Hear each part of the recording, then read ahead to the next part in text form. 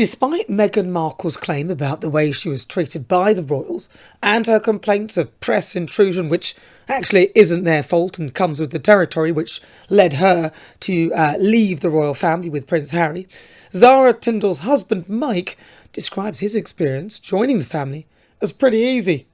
Mike Tindall, 45, made the revelation in his new book The Good, the Bad and the Rugby, following Meghan Markle's claims that marrying into the firm was far from plain sailing. Now, you could argue that Zara is not as close to the throne and not as high profile, but it is what you make of it, and Meghan and Harry made a mess. The couple appear to be in the middle of the rebrand, and they're doing things separately these days. Conveniently, they've found somebody who's prepared to speak up for them. Steve Davies. He worked for Meghan in Toronto during the early part of her relationship with Prince Harry, and he told In Touch magazine, "My wife and I got invited to the wedding. That's how close we became." Great. Perhaps Meghan could have invited some of her actual friends as well. Oh, there weren't any. It was filled with people like Oprah and the Beckhams. Many who attended hadn't actually met the couple at all. So I take your invite with a pinch of salt, mate. Doesn't mean she likes you. He said, "I would work with her again. Not a problem at all. She was a good person to work for, and she still is a good person."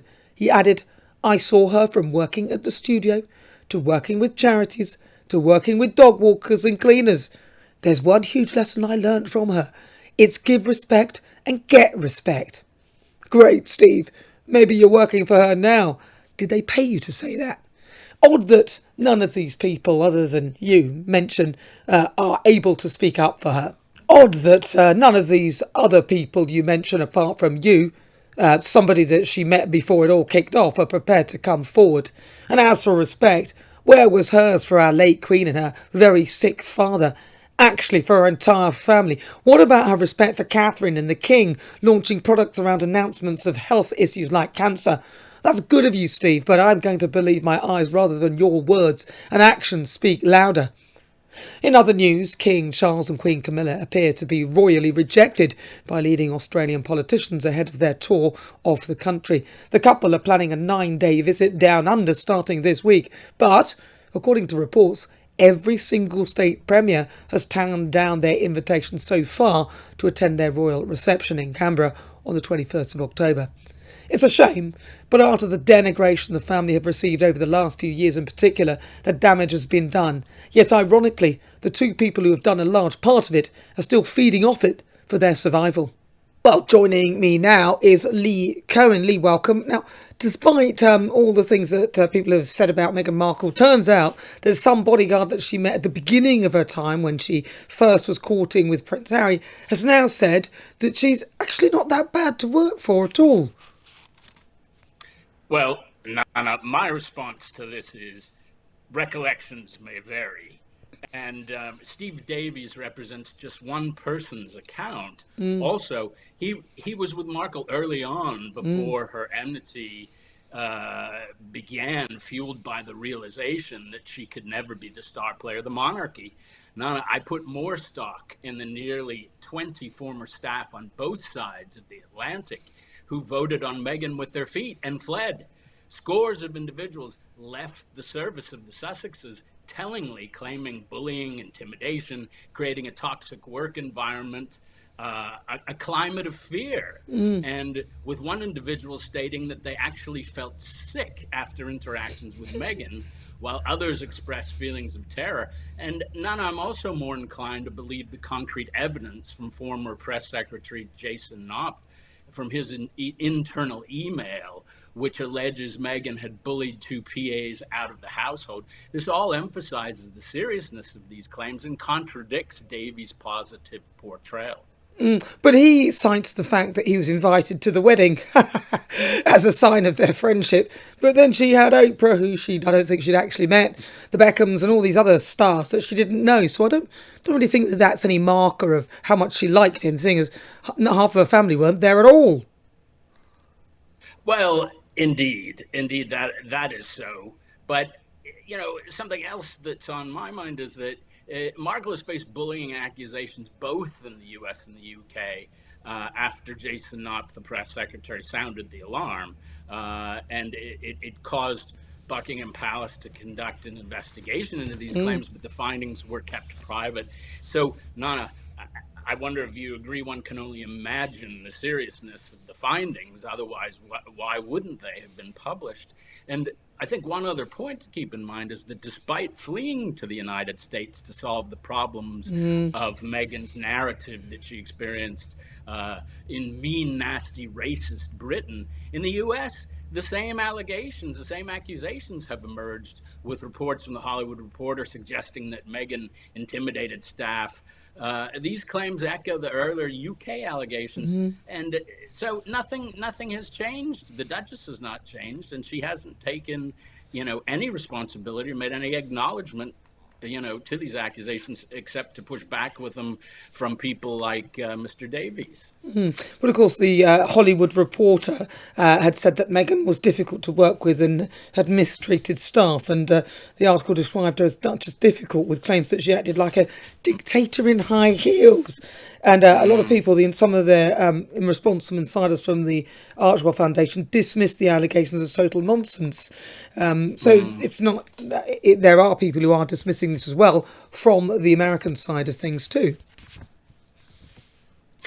Well, indeed, that's right. And so the point is that nothing magically changed.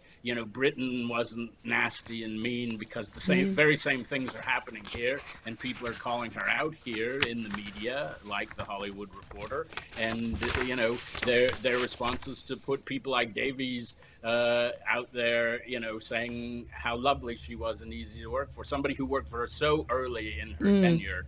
That and the voice of one person. Yeah, the voice of one person, and interestingly, citing going to the wedding. But have they spoken since? He's not mentioned any of that, and that was a long time ago. And as you said, it's at the beginning. I also mentioned the same thing. Let's talk about Harry and William and the feud that's between them. Now, their relationship, which was, they did appear almost inseparable. They were united in grief because of the death of their mother. And obviously they were the only ones to get close to her in that way. And she deeply loved them. But there's a big feud going on. Talk to me about that. Well, the fallout from Harry's choices and behavior has understandably led to irreparable damage, making reconciliation with brother William and, the monarchy seemingly impossible. I mean, Nana, how could you forgive a brother who defames your wife and your father in his biography, and disrespects his grandparents, the wishes of his grandparents, allows his wife to label yours a racist family on a broadcast beamed around the world? William refuses to communicate with Harry, and who could blame him? We saw this most recently at their uncle's funeral. This ongoing silence from William, even in family gatherings, showcases the extent of their estrangement and William's justified determination to maintain the difference. And one last point, Nana, while the king may be open to reconciliation, it's important to note that William remains steadfast in his refusal, and any potential for healing within the family relies heavily on Harry's willingness to acknowledge the harm he's caused. But even so, his actions have been so offensive. How could trust ever reasonably be restored, Nana? Well, I think he's probably still searching, Harry, for an apology. I think he thinks he is owed one, which is somewhat odd. I'm hoping that at some point he will come to a realisation that his behaviour has been beyond the pale, and as to that of his wife as well, and the almost the emotional blackmail in a sense, because that's what I see, not taking the kids to meet their grandparents properly. Why do that? Why do that? Not even talking to your own father, Meghan Markle on her side, who is seriously ill. It's just, I don't get it. I'm hoping they'll work it out. But what about, let's come to Prince Andrew. Now, he is... Paul Tweed, who is a close friend of Prince Andrew, claims that Buckingham Palace mishandled the Duke of York's sex abuse case. So this is obviously, there are consequences if there is any truth in this. But Andrew has not put himself in a good position for any of this. He's put himself in this line of fire. Well, in my estimation, Prince Andrew wasn't let down by Buckingham Palace. Rather, he let himself down. Andrew by all accounts, was strongly advised against participating in the Newsnight interview. His decision to go ahead, despite the advice, suggests a lack of judgment on his part. Rather than being let down, he chose to ignore the guidance from those who understood the media landscape better. It appears that Andrew did not adequately prepare for the interview, and it led to a disastrous performance. This lack of preparation reflects perhaps a misunderstanding of how to handle the media, and certainly the palace is well schooled in that. So perhaps he should have followed their advice more closely. Prince Andrew's public image has been severely impacted, not just by Oh, external yeah. forces, but by his own actions and choices. And his own words, which, I would agree with you. He did not prepare for that interview. He was not really ready for what was going to come, and he did not consider the repercussions for his answers, like that he doesn't sweat at all and things like that, which, if you're going to say stuff like that, you'll probably need to prove it if that's your defence for any sort of allegations. Although, as I said, Andrew has never pleaded guilty to any of these things, so he's always maintained that he's innocent of anything that is negative. This Tweed, also argues that that a structured media strategy rather than a reactive statements would have been effective in presenting Andrew's case. So he's basically complaining about the way Andrew's been handled within this. Do you think that there is some portion of blame towards Andrew, even though ultimately he makes his own decisions? Well, I think that let's look at this realistically. While Prince Andrew faces intense scrutiny, it's important to recognize that he's being singled out. Other high-profile individuals connected to Jeffrey Epstein, particularly on my side of the Atlantic, such as Bill Clinton, have not faced the same level of examination, and this discrepancy raises questions about the fairness of the focus on Andrew. Andrew has not been convicted of any crimes related to these allegations. While the media narrative can be damaging, it's crucial to distinguish between legal guilt and public perception. Yeah, I would second that, actually, because ultimately he hasn't been convicted of anything. It's not great that he had some association with this very dodgy guy, but that doesn't make you guilty. That just can make you stupid and naive, and there's nothing being proved. Listen, Lee Cohen, always a pleasure. Thank you very much. Really good to talk to you.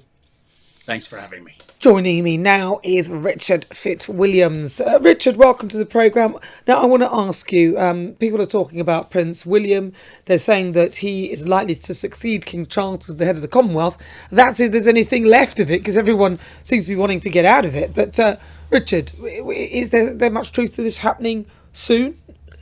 Well, I think that William will almost certainly succeed King Charles simply because there has to be something unifying in the Commonwealth. There has to be some common, as the common English language, in some of the countries anyway, parliamentary democracy, the rule of law, etc. And that is what, after all, they subscribe to in these declarations. We've had the Harare Declaration, the Lusaka Declaration, and others. But essentially, the British monarch has got to be, as I see it, head of the Commonwealth, simply because if you had a rotating head, you could have some dictator, some absolutely ghastly character who would command absolutely no respect whatsoever. And if you didn't, if you had, say, the Secretary General currently serves 2 terms, the current one, Baroness Scotland, she's British, but she was the Dominica candidate. It's very controversial, but no bureaucrat would. There would be a particular amount of interest in them, and they'd only be temporary. So the monarchy, the British monarchy, which after all has past links with all but 4, is the obvious choice. I'm still seeing a rotating head, because you said if you have a rotating head, I'm thinking, oh! Now let's talk about these 15 Caribbean nations that are requesting that they get some sort of payment because of what happened within the transatlantic slave trade. So there's 15 of these, a group of 15 nations within the Commonwealth have got together and said that they want to talk to Keir Starmer and King Charles about Britain potentially paying £200 billion in compensation to those countries. Well, Keir Starmer's made it absolutely clear that reparations won't be on the table. I mean, there had been a report that it would be on the agenda, so we'll have to see exactly what happens. One of the problems with this is that, as far as I know, there are no actual cases in the world where it is. There are lots of cases where it's being examined. There are none that it's actually that I know of when it's been done. How you handle this, how you calculate the amounts, and also, I mean, the sums that we've seen going into trillions would obviously bankrupt Britain in theory if you made it responsible for all the agonies caused in the ghastly slave trade. But the problem is, if you look back and you take various evils down hundreds of years of history, which do you choose and in what way and who is included and why? So the questions raised by this, I mean, it's very, very difficult to answer. It's perfectly true that the Commonwealth countries in the Caribbean, there's no doubt that they want to place this on the agenda. So we will have to see how this is discussed. But the British government has made it clear that it would be a matter for the government, not the royal family. If there was an apology, say, They've already apologised. There's already been an apology, and the British government paid 17 billion, which they only recently finished paying off, because they bought all the slaves so that the slaves could then be free. And obviously, it was a business at the time, a perfectly legitimate business, even though it was vile. I think the real question is, if they really want reparations, they need to go back to Africa, because the Africans sold them in the first place, which is how they ended up in the Caribbean. I don't see that happening at all, do you? Right. Go back to Africa. Ask those people, because the Africans sold their people initially and they were en route via the Caribbean, which is why some slaves ended up there. But the initial port of call was Africa, and those But I people think were sold. I think one of the questions. I mean, you mentioned Caribbean. I mean, there are 50 nations in the Commonwealth out of 56 that still have the British monarch as head of state. In the Caribbean, there are several monarchies still with ties to King Charles, with him as head of state, but to actually change, as Barbados did in 2021, to a republic, they will have to have a referendum, which Barbados did not have. So it was almost as though the politicians made the decision, but they didn't trust the people. So will Jamaica, will Belize and Kitts and so forth? We'll have to wait and see. But it is somewhat more difficult. Certainly, as Republicans in Australia have found out, to change the constitution. And there's also been the reason why, obviously, we had the Commonwealth was because Britain wanted to create some sort of a level of control, but there was also a lot of investment because of that. And so a lot of investment has been going into these countries for decades, and that is simply to have a level of control, but also the infrastructure, the money that's gone on to build these countries up. And a lot of those within the Commonwealth would be a lot worse off if they weren't. But coming to that, though, we were talking about. So I've lost my thread. I was right on that one. No, I'm coming to Australia, because Australia, King Charles, Queen Camilla, they're planning to do a tour at the end of this week. Actually, a 9-day tour to go over to Australia. And they've invited some of the dignitaries on the 21st to their sort of big reception. And it seems that all the premiers so far, that's according to reports, have actually declined the invite. Tell us more. Yes, now this is absolutely extraordinary. Australia is a monarchy. King Charles is the head of state. He's undertaking an 11-day tour of Samoa and Australia, taking only one day off. And as we know, he is battling cancer. He's putting his treatment in abeyance for that period of time, according to reports, so he can visit, which is important, obviously, one of his realms. This is an extraordinary event. All the state premiers of the various Australian states have decided on one excuse after another that they have a cabinet meeting, that they've got a commitment or some such, but there's nothing especially substantial as far as I can see, and they won't be attending the welcome ceremony. Yet, in the latest poll from the Daily Telegraph, 45% of Australians want to keep the monarchy, and only 33%, down from the 39% who voted for a republic in 1999, which wasn't a majority, of course. So, I mean, it seems to me just rude. It's quite extraordinary. They're not going through the courtesies, and it's very hard to understand why.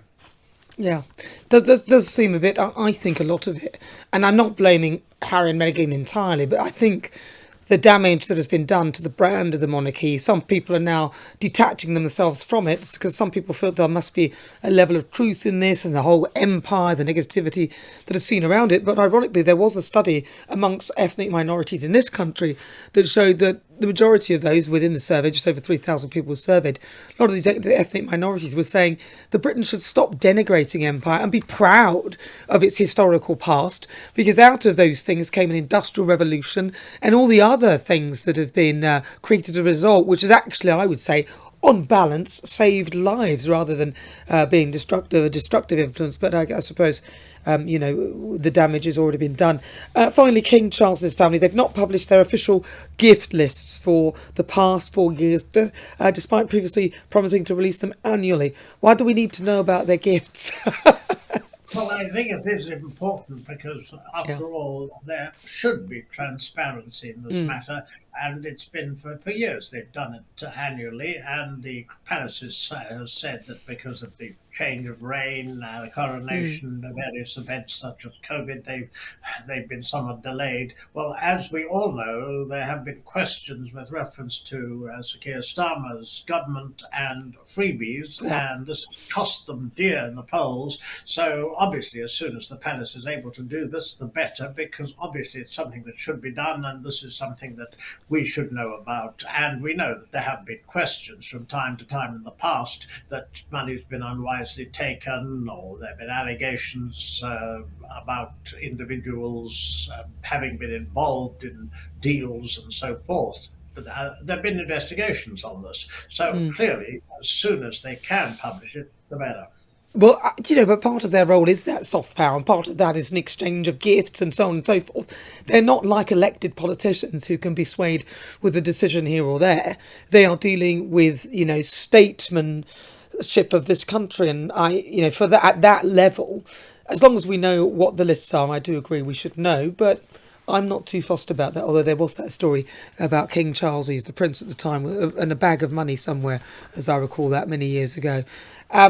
But yes, really good to talk to you. Thank you very much, Richard Fitzwilliams. You take care. Thank you. Thanks very much, Nana. Well, if you want to get more on the royals here on GB News, go to gbnews.com/royals. I'm Nana Akua.